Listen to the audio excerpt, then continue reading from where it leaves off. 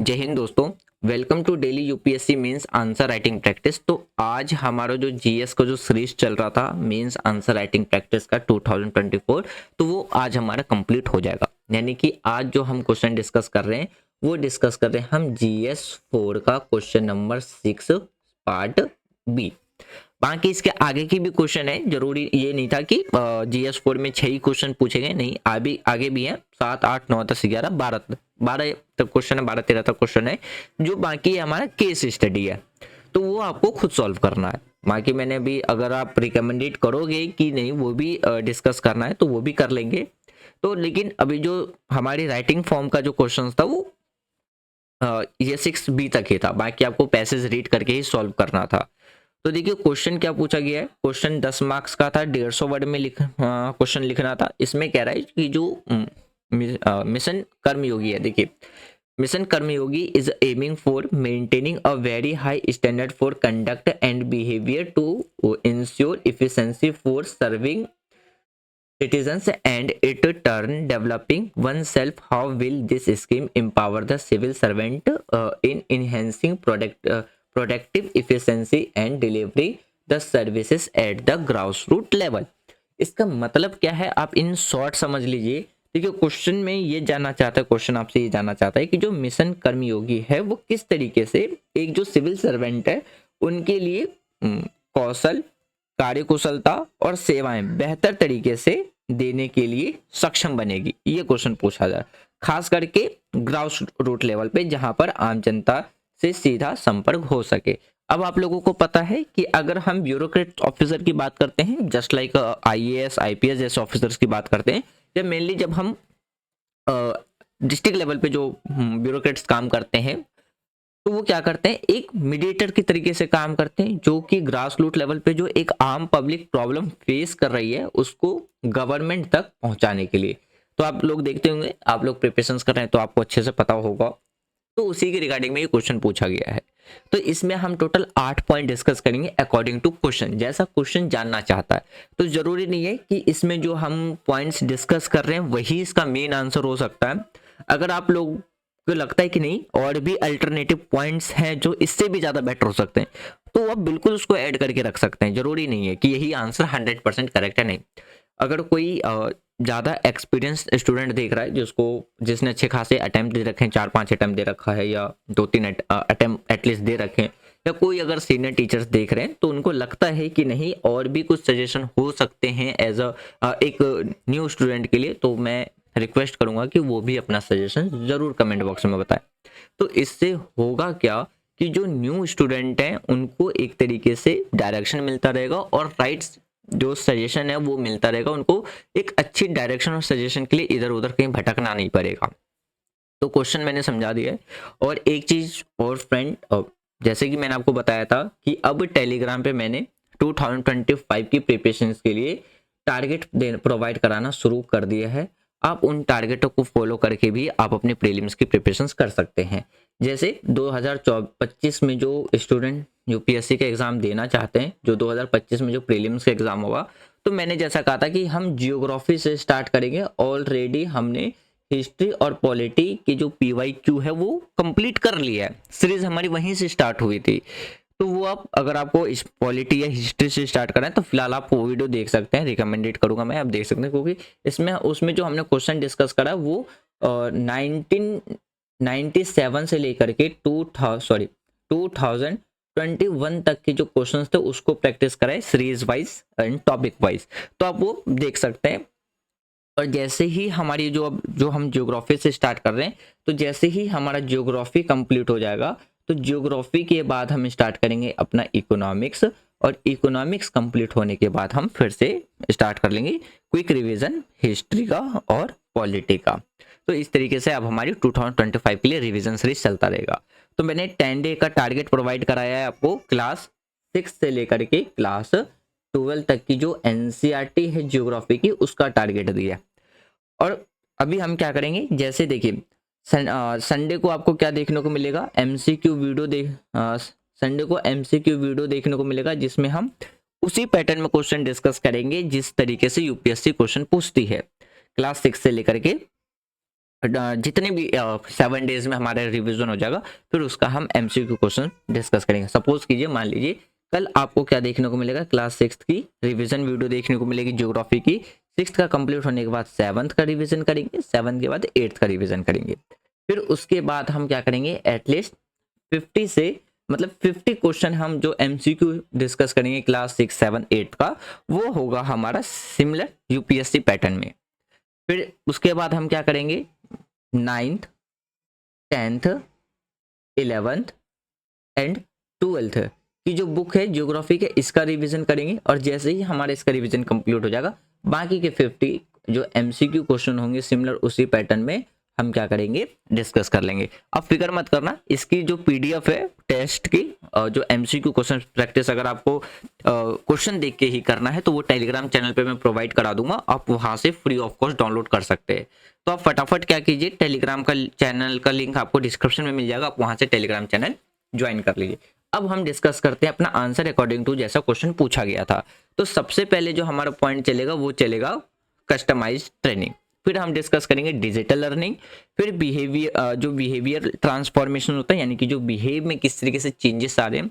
फिर data driven decision, यानी कि किस तरीके से हम डाटा का एनालाइज करके एक अच्छा डिसीजन लिया जा सकता है एक अच्छे गुड गवर्नेंस के लिए। तो जैसे देखिए, अभी जो हमारी गवर्नमेंट, करंट गवर्नमेंट, उसकी भी अप्रोच यही है कि मिनिमम गवर्नमेंट मैक्सिमम गवर्नेंस, एक उस पर हम डिस्कस करेंगे। फिर collaborations and innovations, performance evolution, citizen centric approach और करियर ग्रोथ। इन 8 पॉइंट पे हम क्या करेंगे, अपने आंसर्स को डिस्कस करेंगे।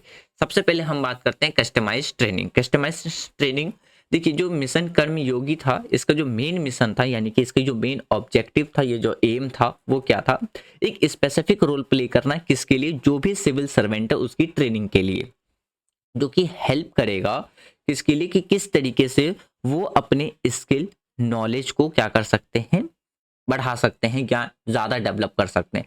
तो इस मिशन के अकॉर्डिंग अगर हम बात करें, जो सिविल सर्वेंट है उनमें एक स्पेसिफिक रोल प्ले करेगा, यानी कि एक सिग्निफिकेंट रोल प्ले करेगा किसके लिए, एक ट्रेनिंग प्रोवाइड कराने के लिए, नॉलेज गेन करने के लिए। जिससे क्या होगा कि जो सिविल सर्वेंट है वो अपने काम के लिए, वर्क के लिए जो भी ज़रूरी है या आवश्यक जो स्किल है और जो नॉलेज है वो क्या कर सकेंगे, गेन कर सकेंगे, प्राप्त कर सकेंगे। तो आपको ये पॉइंट्स देखने को मिल जाएगा। फिर आता है डिजिटल लर्निंग। डिजिटल लर्निंग जैसे कि एक प्लेटफॉर्म है आई गॉट करके।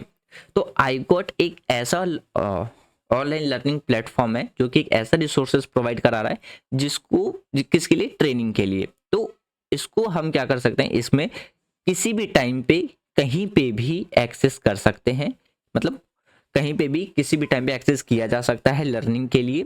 और वो प्रमोट करेगा कि किस तरीके से कंटिन्यूसली लर्निंग की जा सकती है, जो लर्निंग स्टेज है वो किस तरीके से कंटिन्यूअस रखी जा सकती है। उसके बाद आता है हमारा बिहेवियर, जो बिहेवियर ट्रांसफॉर्मेशन होता है, यानी कि व्यवहार में किस तरीके से सुधार लाया जाता है। तो इसका जो मेन फोकस है वो क्या है, कि जो सॉफ्ट स्किल है वो डेवलप करना। सॉफ्ट स्किल में जैसे आपका एथिक्स आ जाता है, अकाउंटेबिलिटी आ जाता है, कि किस तरीके से जो सर्विसेज प्रोवाइड कराई जा रही है उसमें इम्प्रूव लाया जा सके और बिल्ड किया जा सके। सिटीजन्स का जो विश्वास है वो किस पे बिल्ड किया जा सके, एडमिनिस्ट्रेशन गवर्नेंस पे क्या किया जा सके, बिल्ड किया जा सके। तो ये इसका मेन फोकस है। उसके बाद आता है डाटा ड्राइवन डिसीजन।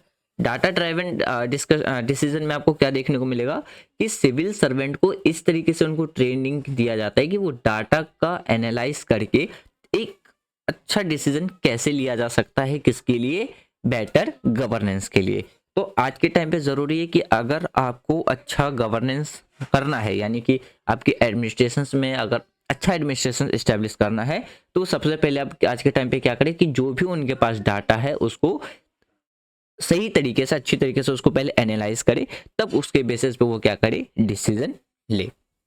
तो फिर अगर फिर डाटा में आपका क्या आ जाता है, कि उनके पास जो भी जानकारी है वो किसी गलत हाथों में ना चले जाए, ताकि एक थ्रेट का खतरा को भी रोकना क्या बन जाता है, एक चैलेंज बन जाता है। लेकिन वो क्वेश्चन पूछा नहीं है इसमें, बस पूछा है कि किस तरीके से हम इफिशिएंसी ला सकते हैं और अच्छी तरीके से एडमिनिस्ट्रेट ग्राउंड रूट लेवल पे किया जा सकता है। उसके बाद आता है कोलैबोरेशंस एंड इनोवेशन। इसमें क्या है, ये स्कीम इनकरेज करेगा किसके लिए, टीम वर्क के लिए। इनकरेज मतलब बढ़ावा देगा कि किस तरीके से टीम वर्क किया जा सकता है और किस तरीके से इनोवेशंस लाए जा सकते हैं, जो कि लीड करेगा, प्रमोट करेगा एक मोर इफेक्टिव सॉल्यूशन, यानी कि और भी ज़्यादा बेहतर मतलब कि और भी ज़्यादा अच्छा सॉल्यूशंस किस तरीके से निकाला जा सकता है और इफेक्टिव सॉल्यूशंस कैसे लाया जा सकता है, जो भी चैलेंजेस है ग्राउंड रूट लेवल पे, यानी कि ग्राउंड रूट लेवल पे जो भी प्रॉब्लम्स हैं, चैलेंजेस है, उसको सॉल्व करने के लिए एक इफेक्टिव सॉल्यूशंस कैसे लाया जा सकता है। उसके बाद आता है परफॉर्मेंस इवोल्यूशन। परफॉर्मेंस इवोल्यूशन, तो इसमें बात करते हैं कि जैसे कि कंपेटेंसी बेस्ड जो भी असेसमेंट होता है उसको इंश्योर करना, जिसमें जो ट्रांसपेरेंसी है, यानी कि जो ही मूल्यांकन किया जा रहा है तो उसको ट्रांसपेरेंसी रखना, और इसका जो मेन मोटिव है और वो क्या है कि जितनी भी जो सिविल सर्वेंट हैं बेटर परफॉर्मेंस के लिए उनको क्या करना, मोटिवेट करना, ये आपको देखने को मिलेगा। फिर आता है सिटीजन सेंट्रिक अप्रोच।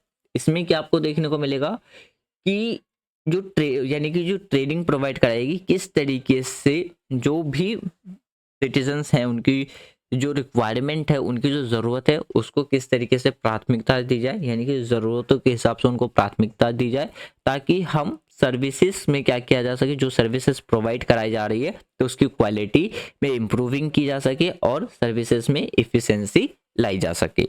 उसके बाद आता है करियर ग्रोथ। करियर ग्रोथ में कंटिन्यूस, यानी कि जो भी स्किल्स सीखी जा रही है उसको कंटिन्यूस देखने को मिलेगा, जो कि हेल्प करता है एक प्रोफेशनल डेवलपमेंट के लिए और बूस्ट करता है जो भी उनके जो मनोबल है और जो प्रोडक्टिविटी है उसको क्या करता है, ये बूस्ट करने में भी क्या करता है, एक सिग्निफिकेंट रोल प्ले करता है।